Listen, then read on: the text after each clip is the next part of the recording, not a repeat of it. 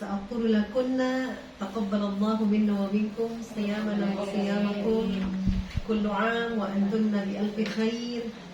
عسى الله أن يجعلنا من العائدين عند الله والفائزين عند الله. كل عام وأنتن بألف خير ونحن إلى الله أقرب إن شاء الله. Amin.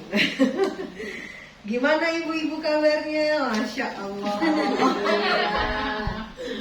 Aduh. Ya.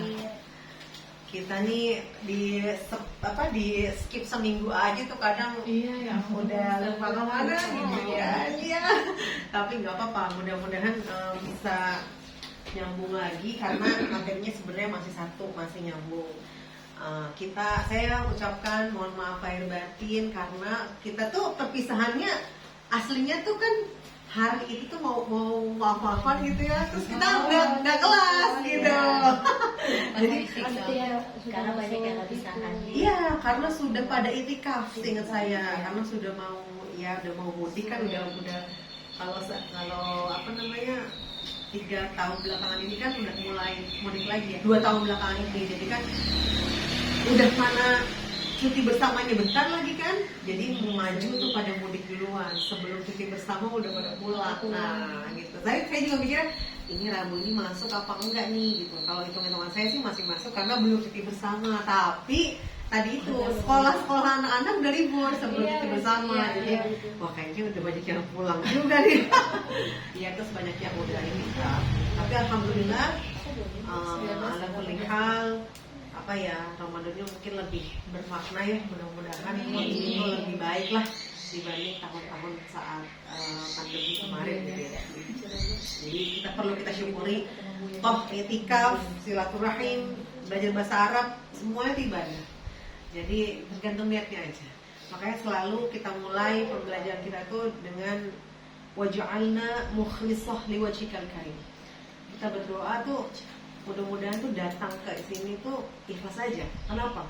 Karena kalau saya sebagai pengajar punya target misalnya niat utamanya bukan karena Allah, tapi niat utamanya adalah pokoknya nih pesertanya harus bisa.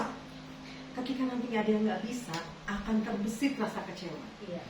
Begitupun ibu-ibu, kalau misalnya nih niat utamanya, niat yang lainnya boleh biar bisa, pasti punya niat biar lancar, biar paham Al-Quran. Tapi niat utamanya adalah karena Allah.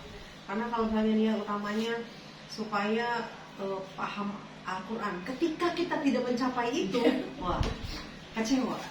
Ketika sudah kecewa, nanti akan muncul keputusasaan yang sebetulnya itu adalah hal yang sangat tidak boleh dalam hidup kita, ada keputusasaan, begitu kan ya?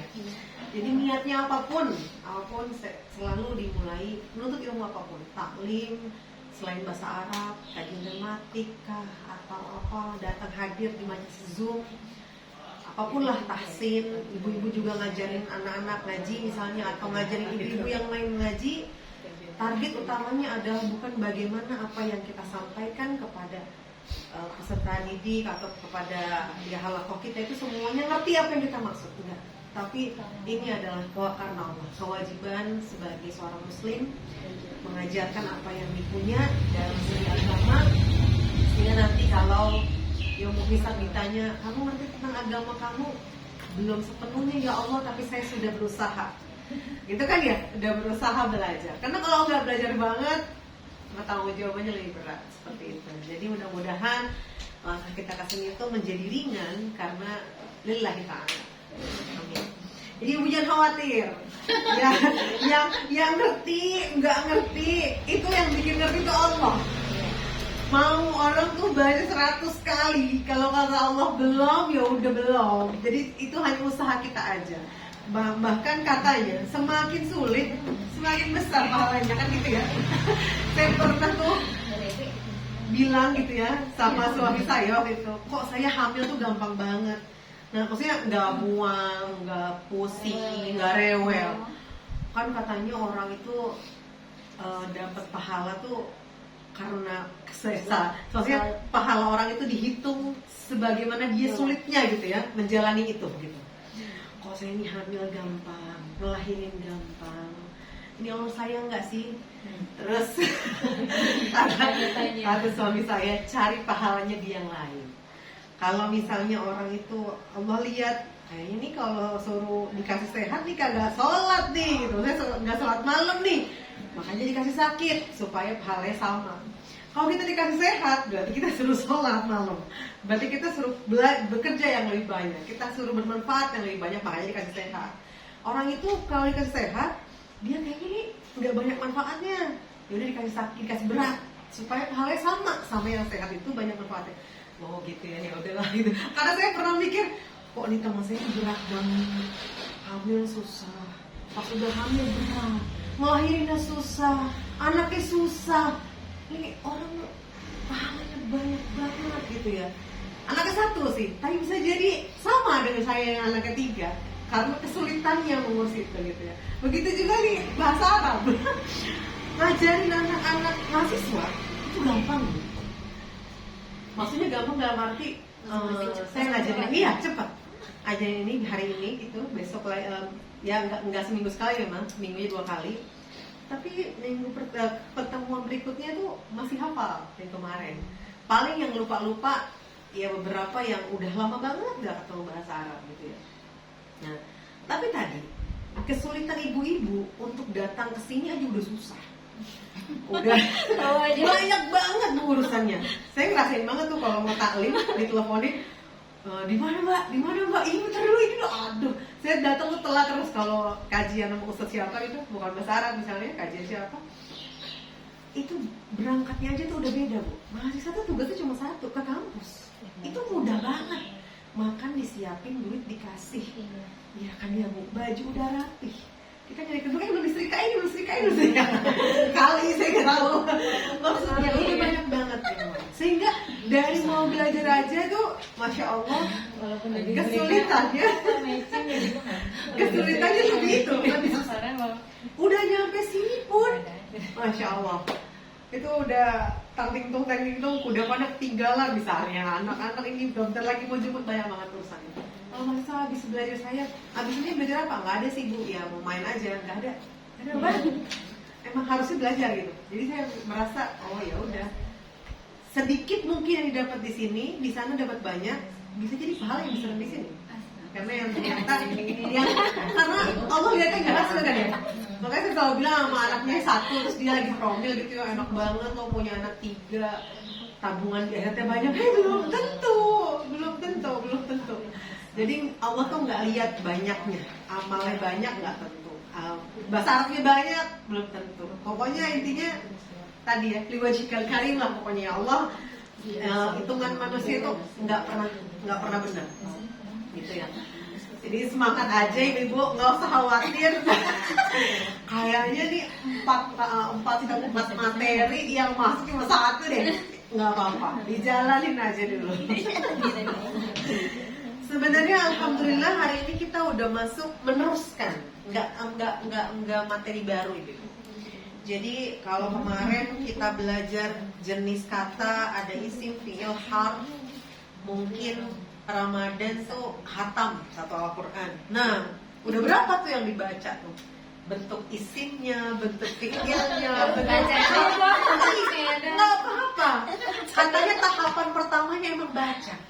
Kalau bacanya aja nggak selesai, gimana kita mau tadabur? Kalau tadaburnya aja belum selesai, gimana kita mau mencari hikmah dan makna dari situ? Jadi nggak apa-apa, lewatin 1 level dulu. Udah mantap ini, udah bisa ngaji dan mengajarkan ngaji. Nah sekarang kita mau masuk ke tahap berikutnya, tadabur dengan cara memahami bahasa Arab. Saya tadi udah dapat poster tahsin ummahat ya. Kalau gimana baca Quran tanpa tajwid sama kayak baca Quran tanpa bahasa Arab. Ya benar banget kayak gitu. Jadi tahapannya kan naik 1 nih sekarang, mau memahami bahasa Arabnya. Bu kalau naik tangga memang susah. Naik tangga itu berat. Orang kalau mau naik gunung dia nggak bisa kalau badannya itu biasa-biasa aja, nggak latihan. Dia mesti lari dulu, dia mesti makan yang bergizi dulu, dia mesti latihan dulu supaya pas naik nggak ngos-ngosan kan gitu. Tapi kan ketika udah naik perlahan, capek sih, lelah, tapi nggak tahu ternyata saya lebih tinggi ya gitu. Jadi begitulah kalau belajar naik level tuh emang susah. Kalau sekarang kita belajar yang udah bisa, misalnya kita ngaji udah bisa, kita tinggal menjalankan aja. Emang nggak seberat kita naik level. Nah sekarang nih ibu-ibu anggap aja nih naik level, emang susah, tapi kita mau sampai puncaknya. Jadi mesti ada semangat, latihan fisik, latihan supaya naiknya nanti gampang. Nah latihannya tadi tuh, setiap apa yang udah dipelajarin pas ibu baca Al-Quran diterapin sedikit aja, sedikit. Nanti lama-lama pas naik level nggak berat insya Allah, gitu ya. Nah, hari ini kita masih belajar jamak ini. Jadi dari mulai isim, fiil, harf, kita baru belajar satu doang nih, isim. Isim udah dari laki-laki perempuannya udah, dari jumlahnya juga udah ada mufrad. Kalau dua apa disebutnya? Mutanna. Kalau jamak, kalau tiga jamak. Jamaknya kita udah belajar ada yang laki-laki, ada yang perempuan. Yang laki-laki beraturan disebutnya apa, Bu? Mudzakkar salim. Perempuan? Muannas salim. Nah hari ini kita belajar yang tidak beraturan itu. Jamak taksir. Kalau benda pecah taksir itu dari kasaro, artinya pecah. Taksir artinya pecahan. Orang kalau benda kalau pecahan itu pasti nggak ada yang sama ukurannya, berantakan. Tapi kemudian dari serpihan-serpihan itu para ulama dahulu mengumpulkan mana yang sepola. Mungkin tidak persis banget, tapi mirip-mirip lah. Kayaknya agak-agak mirip nih dikumpulin. Ini agak-agak mirip dikumpulin. Dari kumpulan-kumpulan itu yang tidak beraturan menjadi seperti memiliki pola. Dibagi ya, karena yang ini banyak latihan. Gimana? Oh, ini ya. Oh iya, sebenarnya satu sih cuma iya. Maksudnya dua tuh bolak-balik kan, kemarin tuh bolak-balik ya. Iya. Bawa anak ya, Bu? Lupa bawa kacamata. Oh, kecilan ya? Kasih. Nah, bawa anak kan ya, kenapa nggak pakai handphone, nggak apa-apa. Nah ini namanya jamak taksir. Jamak taksir ini sebenarnya pola jadinya karena dikumpulin tadi, yang berserakan itu dikumpulin, sebenarnya seperti berpola, tapi polanya itu lebih dari 25. Kan jadinya kayak nggak berpola ya, Bu ya, orang kebanyakan. Nah, ini saya mengambil yang paling sering kita temuin aja. Ada 1, 2, 12 ya. Di tabel pertama ini ada 12. Saya tulis di sini aja, Bu, biar agak kelihatan. Polanya ini ternyata keren. Ini banyak macam-macam.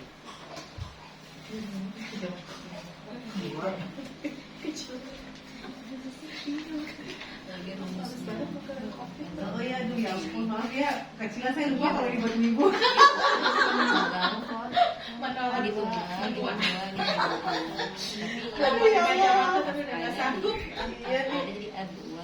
Ini yang pertama ya, ini pola pertama. Saya tulis ini. Pola pertama adalah af'alun. Dan saya ajarin cara masukinnya. Yang kedua, bentuk yang paling pojok aja ya, kita lihatnya yang paling pojok. Af'alun. Yang kedua, af'ulu. Kemudian ada, kita ujungnya matiin aja deh, karena bisa jadi kalau di Al-Quran ketemunya macam-macam. Fi'lah, sahih. Yang ketiga, fi'lah. Kalau ini kelihatan dong ya, benar kan? Yang keempat, fu'al.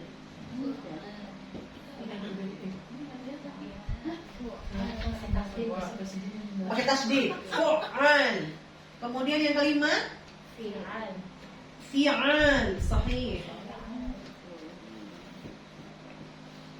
Yang keenam, fu'ul.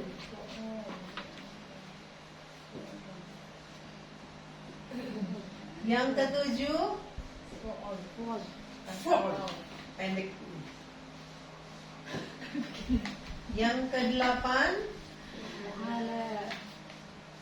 fu'ala.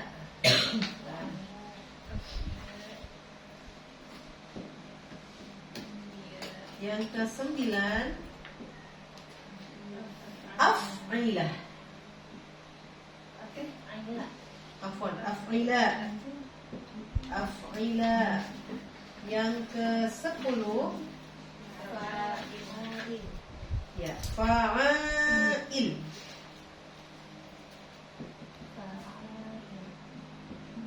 Yang ke-11 mafa'il.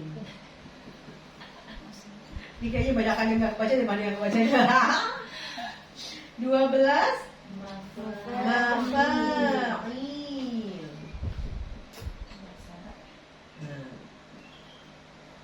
Kalau kemarin kita kan gampang banget ya, gimana sih caranya untuk melihat sesuatu itu jamak. Ada satu orang mukmin menjadi mukminun. Kalau orang mukminnya banyak, mukminuna, kan gitu ya. Itu gampang, kita tambahin una gitu ya. Una aja. Yang penting depannya bukan ya atau tak. Ya.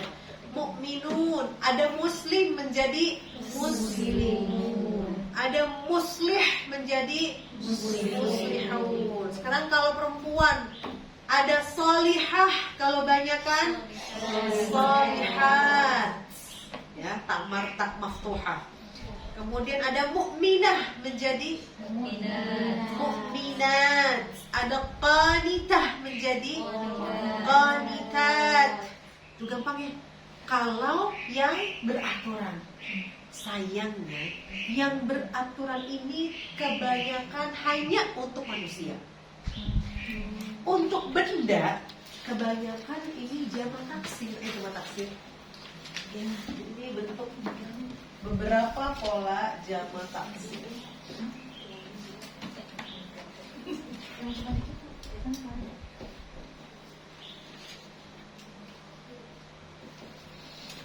Nah, ini apa sih kok semuanya begini gitu ya?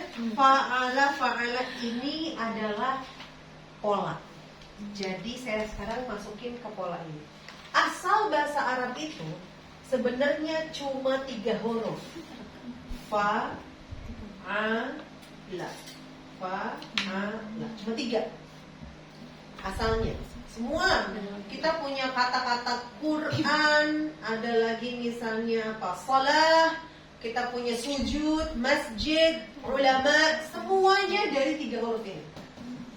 Jadi semua bahasa Arab tuh punya akarnya.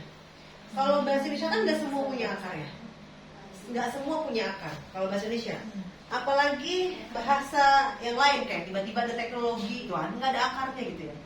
Bahasa Arab yang nggak punya akar tuh cuma bahasa serapan sama nama. Selebihnya dia punya akar. Akarnya 3 huruf. Fa, a, la. Jadi kalau misalnya kita punya kata-kata kitabun. Kitabun artinya buku. Asalnya cuma kata ba. Gimana tuh caranya ngambil huruf-huruf 3 ini? Ada huruf-huruf tambahan 10 biji. Disingkat menjadi sa'altumuniha. Sa, hamzah, lam, ta, mim, sa'altumuniha. Jadi kalau di sini ada kitabun, cari dah huruf yang kira-kira ada di sini, tapi diutamakan huruf sakit dulu. Wawu, ya dan alif. Oh ada alifnya nih, berarti ini yang dihilangin. Berarti asalnya kata kitabun adalah kata ba. Gitu. Ada kata Quran. Quran. Mana yang dihilangin kira-kira? Alif. Menjadi bukan. Kenapa? Karena di sini ada ko. Roh Quran tuh gini. Ya. Quran itu ada hamzahnya, ada alifnya, makanya dia bendera. Quranun gini. Nah, kira-kira yang dihilangin mana? Alif dulu. Setelah itu, nah, nggak ada roh. Sa'altumuniha. menjadi qoro'a. Makanya iqra. Nah, ini. Karena alif sama nunnya tambahan aja. Ya, jadi qoro'a ini 3 huruf. Qoro'a. Gitu. Lagi ibu punya kata-kata apa? Ulama. Punya kata ulama. Kira-kira mana yang dihilangin? Alif dulu. Pertama alif dulu. Kan ini. Sekarang tinggal 4. Ain, lam, mim, hamzah. Hamzah. Menjadi kata? Ain, lam. Makanya ulama adalah orang yang memiliki ilmu. Nah, kebetulan urutan di coretnya nggak ada ya. Tapi paling pertama banget ini bukan urutan. Oh iya, maksudnya di situ ada Ada juga gitu. Harus 3 gimana? Iya harus 3 memang. Harus 3. Misalnya kata ta'aruf paling utama emang ngilangin ini dulu ya. Alif, ya, waw. Paling pertama tuh ini dulu. Alif, ya, waw. Setelah harfu ilah baru yang di situ kita tebak-tebak kata aja. Karena nggak ada ini, nggak ada apa? Ya, nggak ada rumus untuk mana duluan gitu. Tapi nanti, karena ini udah ke pola ya ibu ya. Sekarang lihat dah tuh, ini udah ke pola nih. Af'al. Berarti kalau seandainya ada kata-kata di sini misalnya apa ya? Tadi dulu. Ada sya, ja, ro. Ini 3 huruf kan? Sya, ja, ro. Nih, sya, ja, ro. Masukin di sini nih. Sya, ja, ro. Masukin. Jadi bentuknya gimana? Ini kan af'al. Ashjar. Gitu. Iya. Berarti kalau kita nemu kata ashjar itu jamak taksir. Gitu ibu. Agak-agak puyeng ya? Iya.